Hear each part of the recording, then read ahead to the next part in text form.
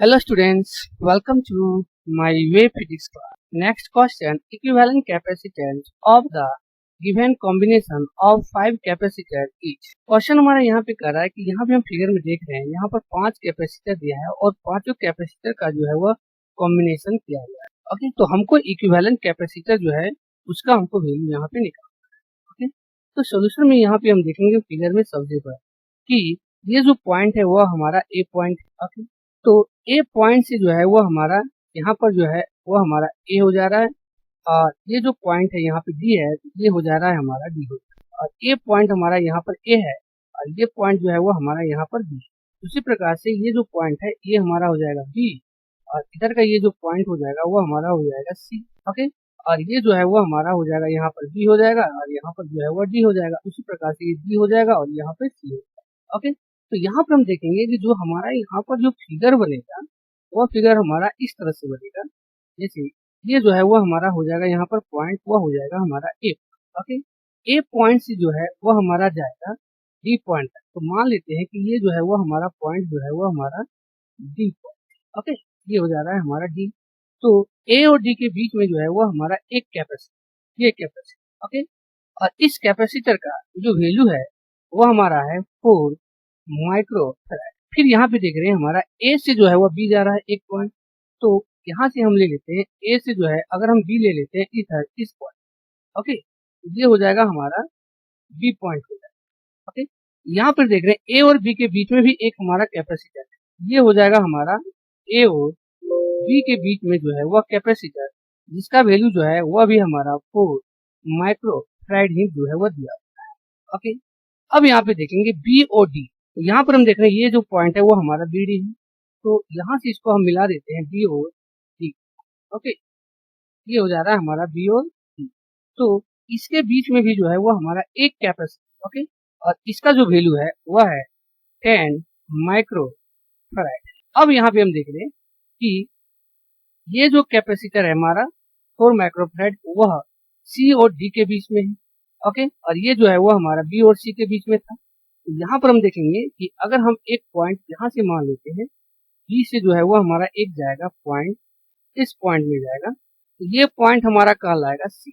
B और सी के बीच में जो है वह भी हमारा एक कैपेसिटर और उस कैपेसिटर का जो वैल्यू दिया हुआ है वह है 4 माइक्रो फैराड। ओके, अब यहाँ पे हम देख रहे हैं आगे कि डी और सी के बीच में, तो ये हो जा रहा है हमारा डी और इधर हो जा रहा है हमारा। यहाँ पर हम देख रहे हैं डी और सी के बीच में भी जो है एक हमारा कैपेसिटर है। ओके, और इस कैपेसिटर का जो वैल्यू है वह है 4 माइक्रो फैराड। तो यहाँ पर हम देख रहे हैं कि इस साइड में ये जो है वो हमारा 4 माइक्रो फैराड है।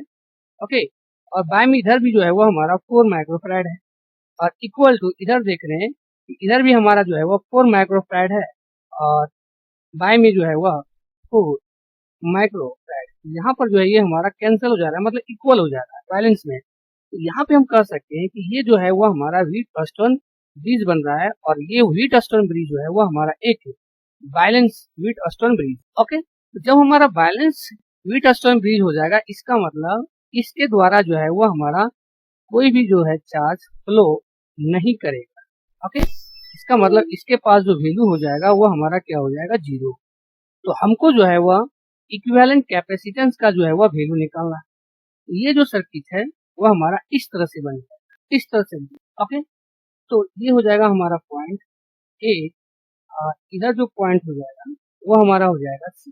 तो अब यहाँ पे देख रहे हैं ये दोनों जो है वो हमारा सीरीज में है और ये दोनों जो है वो आपस में सीरीज में है। तो जब सीरीज में हो जाएगा तो इसका अगर हम इक्विवेलेंट निकाल लेते हैं सी इक्विवेलेंट इक्वल टू, तो वह हो जाएगा हमारा इसका ये हो जाएगा 4 इंटू 4 बाय में हो जाएगा 4 प्लस 4, ये हो जाएगा हमारा 16 बाय 8, ये कट जाएगा हमारा, ये निकल जाएगा हमारा 2 माइक्रो फैराड। ओके, तो इसका मतलब इसका जो वैल्यू आ गया है इस दोनों कैपेसिटर का जो हमारा सीरीज में कॉम्बाइन है वो है 2 माइक्रो फैराड।